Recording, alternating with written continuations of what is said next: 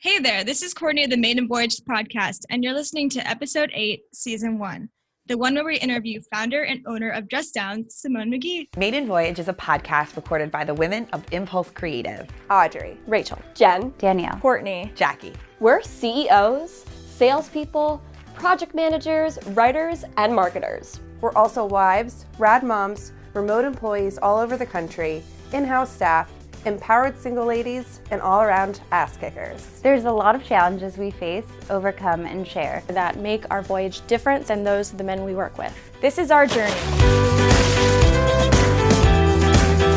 Today we're going to be interviewing my friend Simone Magee. We went to Stetson University together, and she is the inventor of the product Just Downs. All right, Simone. So why don't you give us a little bit of your background before we get started?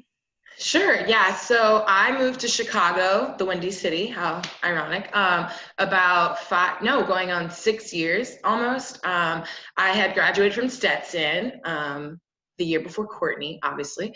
And I was like, you know what? I came at a crossroads. I was born and raised in Florida, and I was like, you know, if you don't leave now, you're never going to leave. Like, my whole family's there. All my friends are there. And as great as that was, since I went to college there wasn't a huge change. And so I told myself, I was like, okay, I want to live in a big city. I don't want to live in New York. It's too dirty. I'm sorry. It's just true.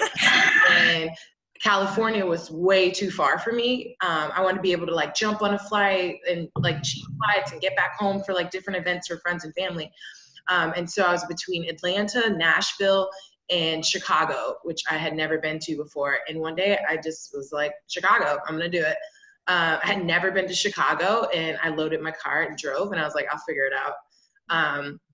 Against my parents' wishes. They were not happy. They were like, that is not how you do it. And I was like, yes, it is. This is how you do it. Yeah, so it worked out. So I love it here. And you had a job lined up working for the Chicago Bulls. So do you want to talk about that? Yeah, so I was doing, it was lined up, but it wasn't guaranteed. So I was doing PR for them and for the Chicago Sky and in the public relations. So I did a lot of post-game interviews. So in game notes and things like that, which people hear that and they're like, oh my God, that's so glamorous and awesome. You get to go to the locker rooms. And I'm like, you know what? It wasn't that thrilling. I hate to like burst people's bubbles, but since I was on the PR side, that means you're there before games. So you're there before the players even get there. You're there after games. You're editing notes. You're editing all these things. And you're writing up everything you just watched. So that meant like weekends. If a game ended at like 9, we were actually there till like 2 a.m. midnight, like trying to like do a turnaround, like if they had back-to-back games. So it was cool to interview players, but it is not as glamorous as people think it is. Yeah, I'm not an NBA player, so I didn't get any of the perks that were people think. Well, awesome. Thanks for walking us through that. So I'm going to dive into these interview questions. Sure. And so we talked about your Chicago Bulls job, but what was your first job? My first job ever, and I still do it to this day. I babysat a lot. I've always loved kids. My sister, we have about a 7-year age gap. She had a child when I was still a teenager, and she would be like, hey, like, I'll slide you some money if you watch your nephew. I'm like, sure, why not? I was like, this is very highly lucrative for a high school student. And I basically watched it started with him, and I basically watched every kid on the block's children, or every child on the block, basically from the age of like 15 to when I left for college. Yeah. Awesome. Yeah, so I'll keep that in mind for when you come in town. Yeah, exactly. Exactly. You can watch my kid. Yeah. And I still do it today. I love it. Yeah. Awesome. Simone, can you walk us through how Just Downs works? Sure. So there is an adhesive backing on each of the weights. You peel the paper on the back and it's super sticky, but it's safe on all materials. And you just pop it on the inside of your flowy hemline of like your skirt, your blouse, or your dress. So once you figure out like where they should go, I like to wear them vertically, like straight down on the sides. And you just attach them to the inside and go. And you can peel them on and off, which is great. For me, that was really important. That they be, reusable. Because for me, I thought about like sticky or adhesive bras. Like I love using those and stuff like that, like a night out or things like that. If you're wearing like a backless top or things like that. But nothing's worse than when it starts to like wear down. So for me, I was like, it has to be reusable. It has to like last a long time. In fact, they like attach to each other. So I was like, there needs to be like a paper backing to hold them so people can just like place them and just go when they're not using them. But a lot of women tell me they just leave them on the dress that they use the most. I actually accidentally like I forgot to take mine off and it went through like the washer and the dryer, but it's still on. Yeah. That's happened to me so many times where I'll be like pulling stuff out of the washing machine. There'll be like a dress down in the washer. But yeah, the water though, it'll start to wear off though. Yeah. They're sticky, but they're not that sticky. Yeah. So is there an advantage to wearing it vertically? Because I just would have assumed it wearing horizontally. Same. For me, it just depends on the dress, I say, because some dress material, it just depends how thick it is. So if I put it on the front, you could possibly see it. I mean, they're really discreet, so you won't, but you can like kind of notice it. But if you want it to have that like completely, like I cannot tell you're wearing it, I just put it on like the sides. Because no one looks at you people look from you straight on, not from the side. Right. Yeah. And I mean, I guess some dresses have like a wave in them naturally. Naturally, yes. Might look funny. Yeah. Right. Okay. And I never would thought of that. Yeah, but some women, I've worn them on the front too. I have a friend who she's like, I only wear these on the back because she's like, it just flows up all the time. So she's like, oh, that's the part I'm just like worried about. So she'll put them on the whole back of her dress. I'm like, you're not embarrassed if it flies up in the front? You can get that one really easily. Yeah, that's what I think too, is that you could like catch it if it was the front, whereas the back, there's like that delay. So. Yeah. Or you can put it all the way around and be completely covered. Yeah, exactly. All the way around, like a tent. So how many do you need on one dress? Just to be safe, you can wear like 2 on each side. I do 4. But some women are like, oh, I only use 2 and it's good. They're like, they just want it to be able to like give them that moment to grab their hem, that extra pause, because it's not shooting up straight in the air. There's so many tricks I feel like as women that we use to kind of like have you ever walked down the street and you're like just holding the side of the hem of your dress, like that one-handed like grab where you grab the entire side of your dress and you're just like walking like everything's fine, everything, don't look over here, and you're literally like have your dress balled up in your hand. Yeah. Or people like do the like, I'm gonna just tie my jacket around my waist so it like adds that. But I usually wear all 4 just to be safe, and it gives me that extra reaction time I need to like, if the wind is like absolutely crazy, I'm like, nothing's gonna keep it down, but it'll give you that like moment to like actually grab it and react, is apart from it just flying all the way up. Real quick, I'm just kind of curious, how much do each weight weigh? Sure. Yeah. No, that makes sense. Each one's about 0.8 ounces. My dad kind of helped me get to that number because I was like, it has to be heavy enough to be effective and you can wear multiple ones, or it can't be too light because then it wouldn't work, but it can't be too heavy or else you would see it dragging your dress down. But some dresses, like a t-shirt dress, it's kind of, if the material is not as forgiving, there's no way around that. Like you're gonna see it, it's gonna be like obvious, but depending on the material of the dress, the 0.8 ounces is kind of like the sweet spot, we realized. So and you can kind of play with that weight too, to like, does this dress need 2, or does this, am I just walking across the street today, or am I going to be like at a rooftop party or outdoor wedding or a festival? Like you can kind of play with the weights that you need.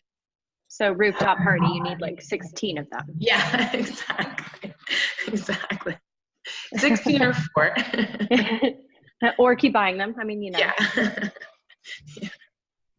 I just had a question, but it was more of like a funny. I just thought about like going to the doctor and having like 4 of these on and being like, wait, I'm actually a pound lighter than that. Like, wait, 1 second, let me take off my dress weight. Let me just go ahead and unpeel these real fast. Like, let me take off my sneakers and my dress downs. But, people have asked question too. Other variations. People have asked like, oh, like I actually would like if they were heavier. So people, I'm like, heavier just to circle, and in the perfect world for the future for dress downs, I could have like 6 versions and there could be one for every option that you would love. But I'm kind of like, when people say that, I'm like, do you know how much that's going to cost for me to like do? Like, how about like, I'm like, hold your horses. That could be like in 6 months, but like, let's figure out this one now. We'll get there when we get there. But yeah, people have been like, I would love if these were like super heavy for like my short ball gown. Or I'm like, what? You want me to make a ball gown version? I have a real quick question. Mm-hmm. What are they made out of? Because are they going to set off like an airport metal detector? So they're not metal. They're made out of silicone. And for me, that was 2 reasons. I was like, I want them to be soft. So if you are feeling it, it's not going to be like metal slapping your leg. It's going to be like soft, and you don't feel them at all. Like once you apply them, you notice them at first, but as you go about your day, like Courtney said, you forget that you even have them on. Mm-hmm.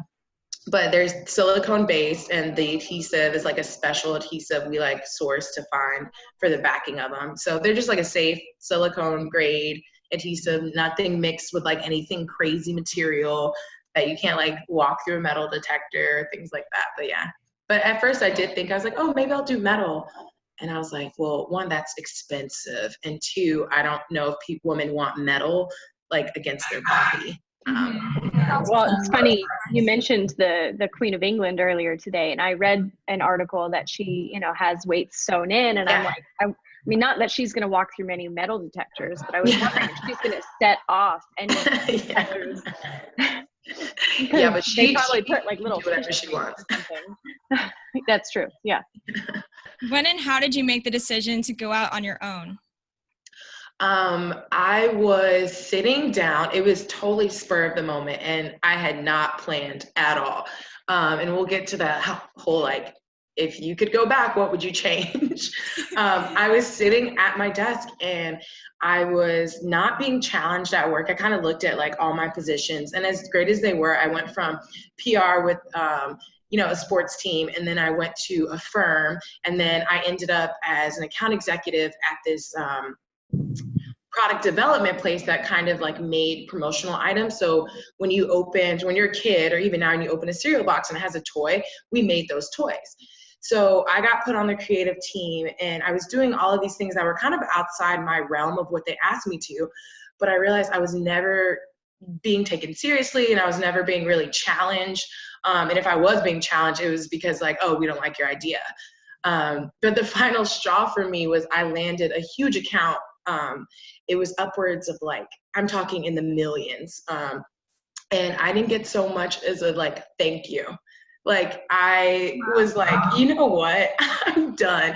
I was like, I'm tired of being undervalued. I know, what I bring to the table. And so I just packed up my desk on the spur of the moment. I had called my dad at lunch, and I was like, I'm out. And he was like, do not do that. And I was like, yeah, this is probably really impulsive. See?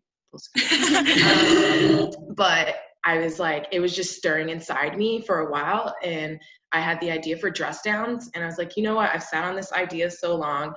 I have 2 backgrounds, one in PR, and now I know how to bring an idea from like paper to like life. Yeah, let's do it. I'll figure it out along the way. I mean, I have no kids, I'm not married, I can do what I want, so let's do it.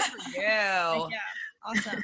So how did you come up with the idea? You said you had it in your mind before you dipped out on your job, which I love. Go girl. Where did that come from? Like, I know the Windy City makes me feel like you had a situation, right? That I hope. Yeah. It was Marilyn Monroe moment. Yeah, it was. I had a huge Marilyn Monroe moment, and it was so embarrassing. I was standing on one side of the street, and I had my purse in one bag, and I had like papers or a box in the other, and I was wearing this, I'll never forget, this Zara really flowy dress. And I mean, I'm not 12. When's the last time you wore shorts under your dress? I mean, especially like in Florida, like it's too hot. I don't want extra layers under my dress. I want to breathe, but like not Marilyn breeze. And I was like, okay, if I get to the side of the street, and it was like a 6-lane intersection, I was like, I'll just cross the street, put my stuff down, and I'll hold the hem because it was so like flowy. Like any sudden wind would just like send it up. And I was like, okay, I can do this. It's like 50 steps. I got this. And I got to the middle of the intersection. And when I say like my dress flew up, like I was mortified. I was like, the cars were honking. I was like, why? Oh my gosh. And I mean, as women too, I mean, I've seen that happen to women. That's happened to me a few times, you know, more than I can admit. And I got home and I was like, there has to be something. Like, there has to be something. And I started researching, and it was like, oh, the Queen of England. I'll never forget this. It was like, the Queen of England has a personal seamstress who sews like weights into the hem of all of her like Chanel dresses. And I was like, okay, well, like, who in 2000 and this is like 16 has a personal seamstress? Like no one. You have like a cleaners, and I'm not doing that for like my 50 dresses. That's completely unrealistic. Right. Not to mention washing them. Right, and washing them. And so yeah, you'll just hear the clink of in the dryer, like no. And so I said, okay, like I could do this, but this was actually, I had this idea like in my head.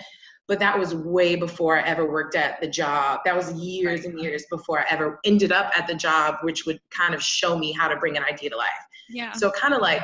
I love that. I love that, like, you found, like, you, before you knew you needed to have this job, right? Like, this job is like the catalyst of why you had to start your own business, but also, like, gave you the empowerment to know how to do it. It's amazing. Right. Yeah. So, and a lot of times, most people, they're like, well, how do you make an item? Which I get is like so daunting because like, how do I manufacture something? And I got to see that, like I worked on that end. So I saw it. So when people are like, well, how do you manufacture it? Well, I'm like, okay, like you get, you find your manufacturer in China or Singapore, wherever, the US, like what's it made of, which that part is when people just kind of like lose steam and it stays on paper. But since I saw how it's done, I kind of was like, oh, I know how to do this. But if you saw the renditions from like 3 years ago, I had no idea what I was doing. I was in La La Land. How long did it take? So you quit your job and you were like, I'm moving forward with this idea. Right. What did that process like look like? It looked like this. It was all over the place. Like I said, since I didn't really have a plan, after I quit my job, the process was, okay, I had the prototype. So I did have a prototype. I kind of knew, okay, what's it made out of, the material and things like that. And I had been talking about it for a while with like friends and family. So they knew I had this idea. And I had this like little tiny prototype. And it's funny because the weights used to be like linked together like a snake. It was like a straight row. And like, how would you ever package that? I was like, oh, I have these like weights, and you like put the entire strip. And then I was like, this is never gonna work. So I kind of played with the design a little more. I did design and packaging. Okay, so what's it gonna be called? I didn't even have a name yet. I just knew like, okay, dress weights, but that's not a brand name. Like you need to play around with it. And I kind of really got into the creative side and really focused on that. And then the manufacturing side, because they need to know what they're making, what they're building. You can't just say, make me this product. And they're like, what's a dress weight? We have no frame of reference, which was my biggest hurdle at first. Everyone's like, what's a dress weight? They're like, is it like a weight for your dress? I'm like, well, yeah. And then the next question was like, well, how does it work? Because we have no reference of how to use that. So cool. Yeah, it was from, and this is why I say if I go back, I probably wouldn't quit, because when I quit my job was probably November. I actually didn't get the product until May. So it's not like you can like sell in between then. Like you can, but you can't, because everyone's like, we don't know what this is. We need to see it. And I'm like, oh, I actually don't have it yet. So what did you do during that gap? Like, that's a huge risk to take. So how did you like make ends meet during that time frame? Because I know that starting a product like that's a huge investment. Oh yeah, it was a financial investment I really didn't budget for or understood the cost that would go into it. For example, when you make a product and let's say every rendition after it, there's this thing called a tooling fee. So anytime you make a tweak and it's not perfect when you go to manufacturing, it's another hundreds of dollars. Wow. So I kind of had to like know before. So anytime you alter something, it's like $700, another $700 because they're building it. That's just one example. But after I quit my job, I realized I was like, I have to get another job. Like, what? So they were like, why did you quit your job? Or, you know, I was like, I didn't want to be there, but now I'm like looking at my bank account and I was like, I'm not supposed to do this. So it's funny. I quit one full-time job to get three part-time jobs to make it work. Which anyone's like, what? But part of me believes that if I didn't take that leap, I don't think I would be as far as I am now, because that pushed me to keep going. I mean, most people don't take risks because I would have always had that safety net of a full-time job. I had the idea for years and I wasn't acting on it. So that kind of like, quit your job, figure it out, you have to, because your bank account says you have to, kind of like maybe like grind more, like quit your job, your rent's still due. So I did like Lyft, I did like babysitting, I did freelance PR work. I was like, what do I need to do? Because I'm not going back to being miserable, and I'd rather be pursuing my dream. For sure. But yeah. I did not know. I got three part-time jobs, and I was terrible. I was the worst Lyft driver. I'm just picturing me like Lyft showing up and being like you're my driver. Like that would be fun. I never got friends. I did not like it. People are not kind, and I'm sure. I'm like, can you get your feet off the back of my chair? One girl forgot that she was like in my car and just started smoking. And I was like, what are you doing? And oh she's my like, gosh. Oh, and I was like, okay, I can't do this anymore. I gotta figure something That's so else funny. out. Yeah. Oh my gosh, it's funny. So can you walk us through what your day-to-day routine looks like now that you're established? Yeah. That's so sweet of you to say. I do not feel that way most days. So typical day is me not having an alarm set, which is so nice. I'm a morning person, so I just like wake up when I want to. Generally, I'm like frantically looking through emails, but lately I like wake up, I take my time, I go to the gym, I get coffee, which is like the thing entrepreneurs say that like, oh yeah, get in like the zone, and like it's like, yeah, if you don't have to be somewhere, you can like kind of do that. So I wake up, go to the gym, eat breakfast, and then I start, as I say, the grind of like sending emails, making those contacts, circling back. I have to circle back so many times. And I don't think I realized that too, that people don't answer emails the first time when you're just by yourself, because they're like, who are you? Like, I don't know who you are. And you kind of, and a lot of times for buyers, if you want to be in big box retail, they get hundreds. And I do not mean like, I'm not exaggerating this at all. You're competing with hundreds of other companies that are like, I want to be in Target, I want to be in Bed Bath & Beyond, I want to be in Walmart. So I'm competing with them, and which means you have to like circle back and remind them, hey, did you see this email? Did you see this email? Having someone forward it to you from a different department. And so a lot of circling back, a lot of answering customer emails. Like, I'm customer service, I am the accountant, I am everything. So a lot of that is doing that for the business and kind of like budgeting, social media. I do it all. But yeah. Yeah. So all day, what most people hire other people to do, I do in a single day. That's crazy. Do you see yourself ever like, like branching out and hiring people to work below you to do those? To wear those? Oh my God, I would love to, because I'm always like, I want to focus my energy here or be doing this instead. But I can't. Not yet. Hopefully this summer I'm planning to. I mean, in the perfect world, yes. But as I'm realizing, a lot of people say, stay as small as you can for as long as you can, because you're really like, you're saving money, and you kind of have to watch yourself when you're growing, because people, you'll bleed money. And so I'm kind of really budgeting and like trying to focus my energies as much as I can by myself. And then hopefully when I get to that point of like, bigger national deals, I can really hire people and be like, okay, you can do this. I have never wanted to look at numbers. You can do that. Right. That's the plan, hopefully. Fingers crossed after this summer, I'll get to make my first hire, which I'm really excited about. That's awesome. So what do you love most about being the boss lady? I make all the decisions. And that's also the thing I hate most. I was about to ask, what do you hate? So it's kind of like positive and negative?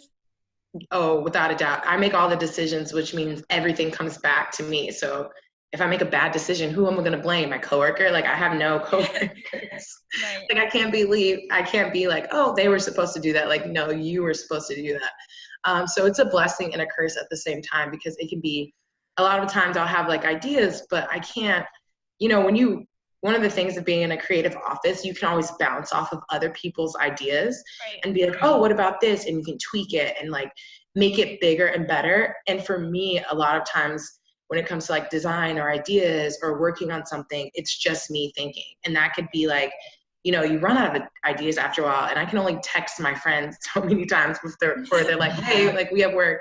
I'm like, hey, but sometimes it's helpful because to have an outside perspective, to be like, I'll send stuff. I'm like, hey, do you like this? Like really quick, just tell me what you think. And people have been like, no, I don't like that. And that's great, because then I can like reanalyze it. But at the end of the day, I make the decision. So if someone's like, I hate that, I'm like, I don't care. I'm going to do what I want, because it's not Is that how you came up with your new packaging, was through like, I mean, I guess it's like you have your own little test groups. Yeah.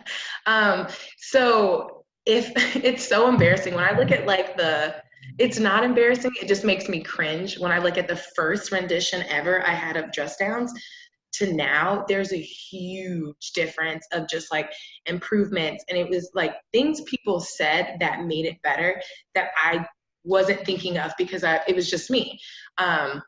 Before the first rendition ever, when it was just like a product rendering and I still had a prototype, the photo of it basically didn't tell you anything of what it did. It looks like laundry detergent. And I remember a friend being like, I was so excited about it. And I remember a friend being like, this kind of looks like laundry detergent. Like, are you selling laundry detergent? And I was like, no. They're like, you should work on that. And so the next design, I got excited. I got my logo. I got the words I wanted on it. And the company sends it to me of like before they're going to manufacturing, they send it to me. And it was terrible. The script was super tiny and little.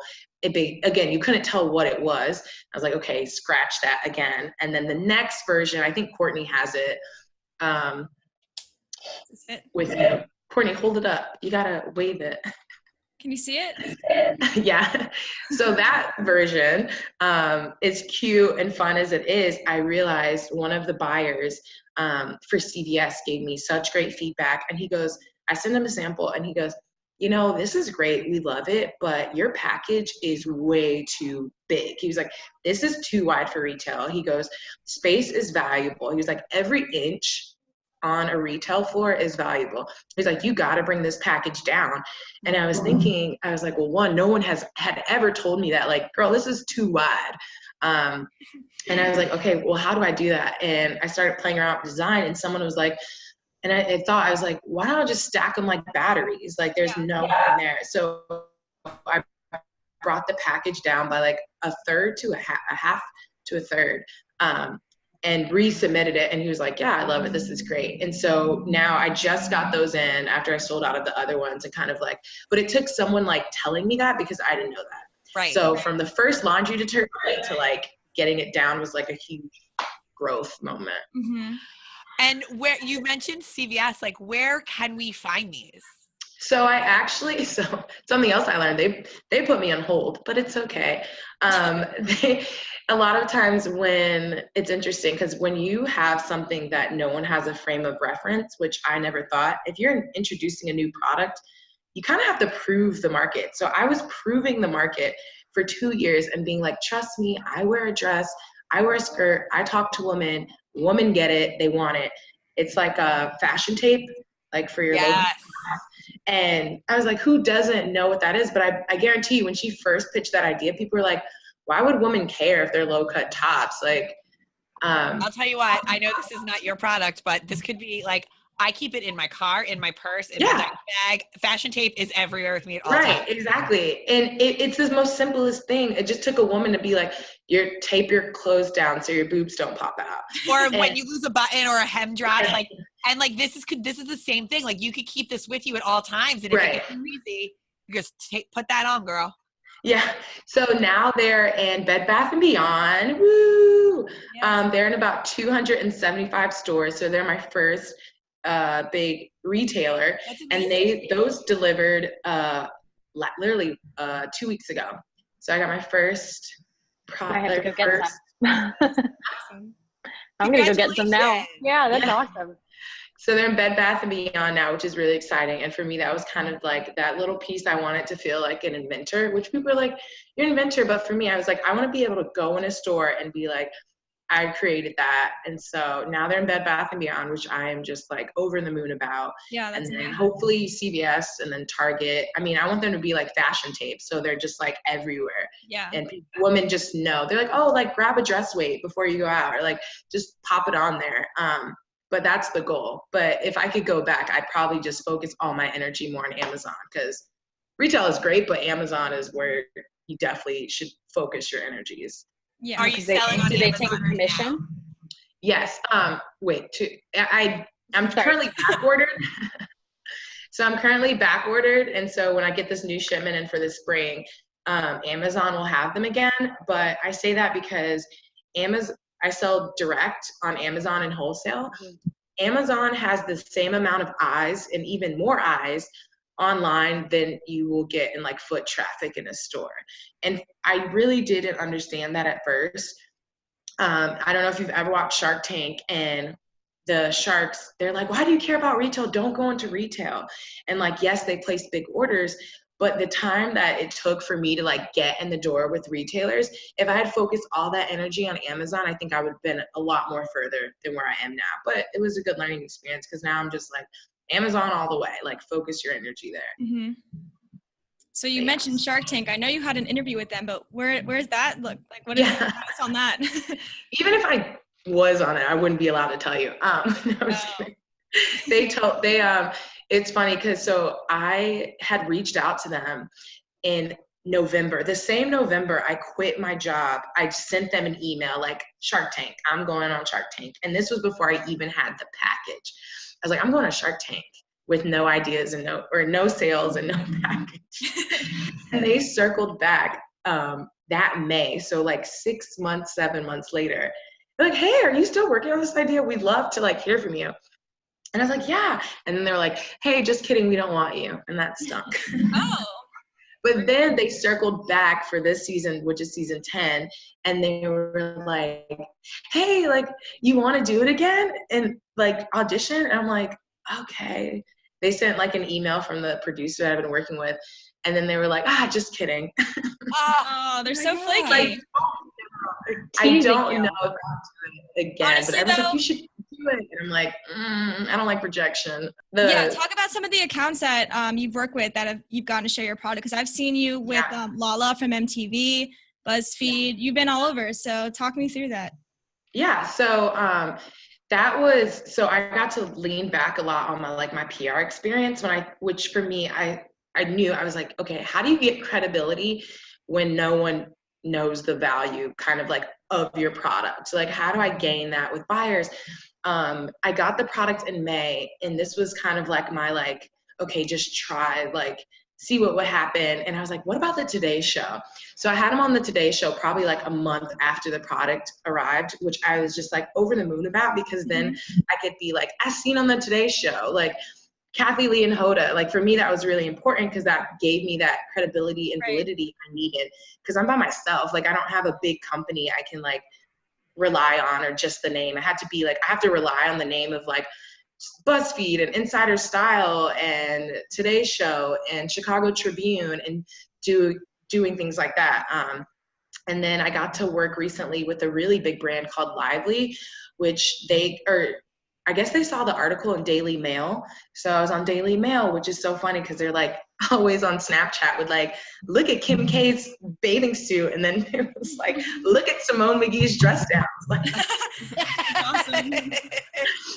I just like crack up because they're kind of like a gossip mag, and they were like, check out this entrepreneur. And I was like, you guys think that's interesting? Like, that's pretty cool. That is so I did Daily Mail, which led to this Lively company being like, hey, like we believe in women with like boss brains and like ideas, and we'd really love to work with you. And for the longest time I was like, I mean, they make like, bras and swimsuits. And I was like, I think they think I'm like, and my name's Simone. I was like, I think they think I'm like a French model named Simone. Like, who are you looking for? Because it can't be me. And they're like, no, it's you. And I was like, really? You want to work with me? Like, it's just a team of one. And they're like, we still think that's really interesting and really cool. And that's kind of how their founder started. So I got to work with them, and that has been awesome. I'm still over the moon about that, because that's my first like brand partnership. But yeah, both things you wear under your clothes, so it actually does make sense. But at the time, I was like, they have the wrong Simone. I was like, they're not looking for me at all. I was like, why would they? And they're like, no, we want you. Yeah. But yeah, so. What's your most rewarding experience as a business owner? Most rewarding is I love reviews, and I never understood why companies are always like, review. And I'm like, calm down. I don't want to review this. Like Bumble's like, review us. I'm like, no, I'm still single. I'm not reviewing. Or just like everything's like review. If you eat somewhere, review. And I never understood it. But then you realize the power of reviews, because every one of us read reviews, but how many people actually like leave them? It's probably like 2% of every sale. So for me, it's really rewarding when people give me feedback, or they're just like, this is great. Like, I love this product. A woman like wrote me, this is 2 years ago. And I always thought about my own experience of, when I was walking across the street and a woman messaged me overseas, which is ironic. I sell a lot in the UK. Like, I'm like, yeah, that's awesome. And she messaged me and said, hey, like, I just wanted to reach out. Like, I'm in a wheelchair and these mean a lot for me because I can't move quickly. So she's like, but I love wearing dresses and skirts. And when the wind blows, I don't always get to catch it, because she was like, I'm using my wheels. Like, I can't just stop and just like hold my dress down. So she was like, for me, it just like sits and it rests, and like I know it. And I was like, oh my gosh, like I would have never known that had she not reached out, or even thought about that. I was only thinking of my own experience. So for her to say that was amazing. But yeah, definitely reviews and feedback. I've had men message me and be like, people are always like, oh, men buy your product? And I'm like, yeah, a lot of them use them on suit jackets, which is surprising. Yeah, or they buy them for their wives or girlfriends or sisters. But a few men have emailed me, and they're like, hey, will these work on my suit jackets? I'm like, well, that's not the intended purpose. And the reason is the flaps on the back of like a suit jacket, a lot of times for men, like go up. But I've told them, I was like, I think that means you just have a big bottom. I don't think, I think it's poking up because your booty's big, but like, I'm like, that's not going to help. Like, it's not that heavy that it's going to like be like dragging your suit coat down. Right. But they buy them for that, or like their ties, which I think is interesting. Ties, totally. Yeah, but I'm like, you have tie clips. But again, people are like, don't tell them that. I'm like, okay, you're right. Yeah, buy it. Well, it's definitely not just for dresses. I have shirts that fly up. So, and I have these and I use them, and these have saved my life. Yeah. I love hearing that. I'm always like, that's so sweet of people to say. Yeah. Because I have literally showed my butt in the store so many times, because I wear dresses like every single day. Yeah, it's funny because I don't know if we discussed this.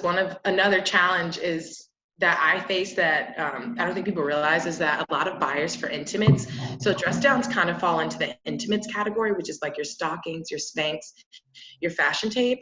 And a lot of times those buyers are men.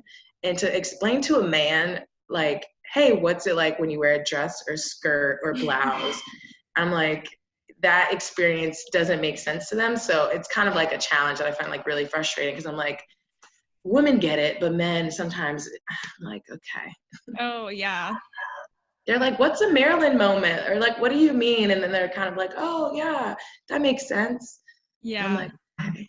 I had a buyer for like a really big company.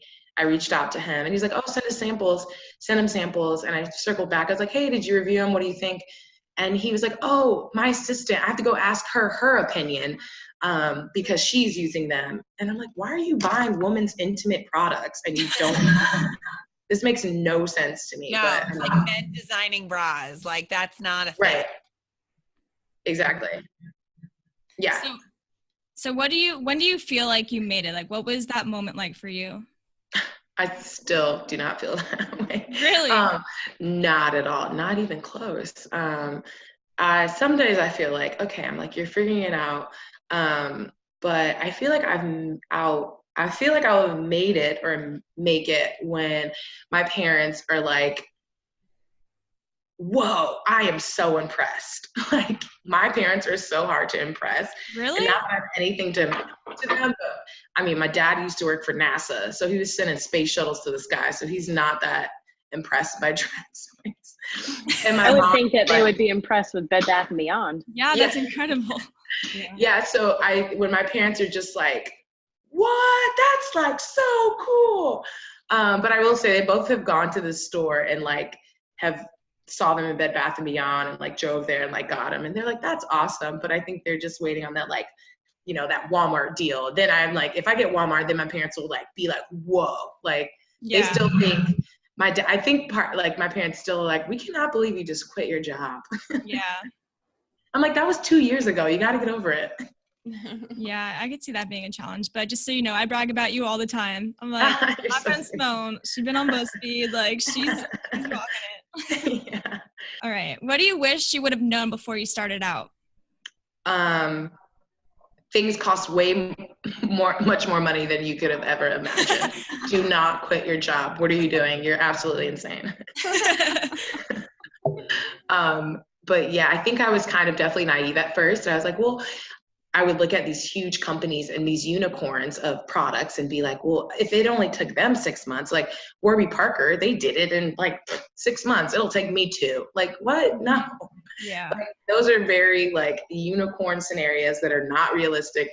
Most entrepreneurs, it takes years, which I did not even think about, which I can go back in time. I'd be like, hey, like maybe plan and prepare to quit your job. Don't just quit your job. So what does the future look like for your business? Hopefully it does not stop with Bed Bath & Beyond. I'm in Walmart, I'm in Target, I'm in CVS, I'm in boutiques. You go to the store, you're like, oh my God, I know that girl that made that product. For me, that's when I feel like I got to the end of the road where I just like, one day I'm in a store and didn't even know I had an account with that store. Like, it's like JCPenney. I'm like, oh my God, I'm in JCPenney. I had no idea. Like, who knew? Or like, you know, or like, oh my God, I'm in Dillard's. Like, why didn't anyone tell me? Like, oh my God, did you know we're in Dillard's? Like, who knew? But that's the future, and the future for Dress Downs, it would very closely mimic your Spanx and your fashion tape and, you know, dress weights, and creating my own category market, because before your fashion tape, we had like lingerie tape, we had no frame of reference. And one day I want to be on like Amazon category, which I'm kind of working with them. Yeah. Be like dress weights. And then the first one is like Dress Downs. But yeah, competition is always great, because I say it just that means you're proving a market. Right.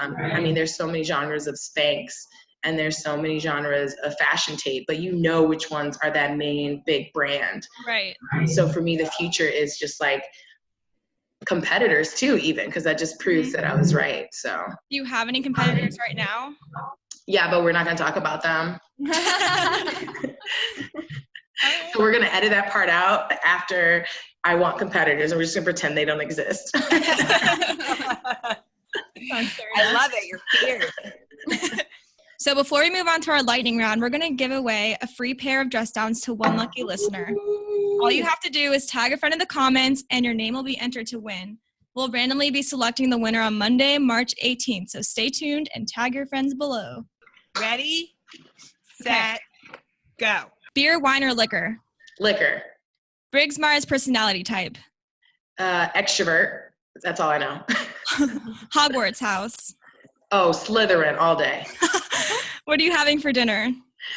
A Daily Harvest bowl. Favorite female celebrity? Sarah Blakely. What's the most recent book that you've read?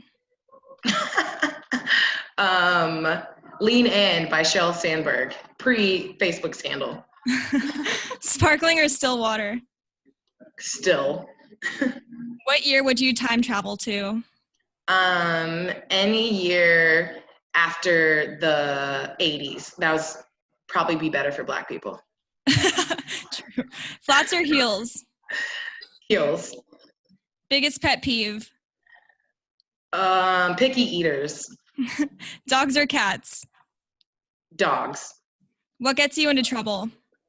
My mouth. And that's the end of the lightning round. Well, Really so good. we're gonna send you some impulse swag in the mail. Woohoo! All right. Sadly, that'll do it for this week's episode of Maiden Voyage. We'd like to thank you, our amazing listeners, because let's face it, lady life is hard. It's incredible how much we accomplish every day, and we all deserve awards just for existing. If you're watching the show, make sure that you subscribe, click on that thing for instant notifications, speak your mind in the comments, and share us with your fellow Voyagers.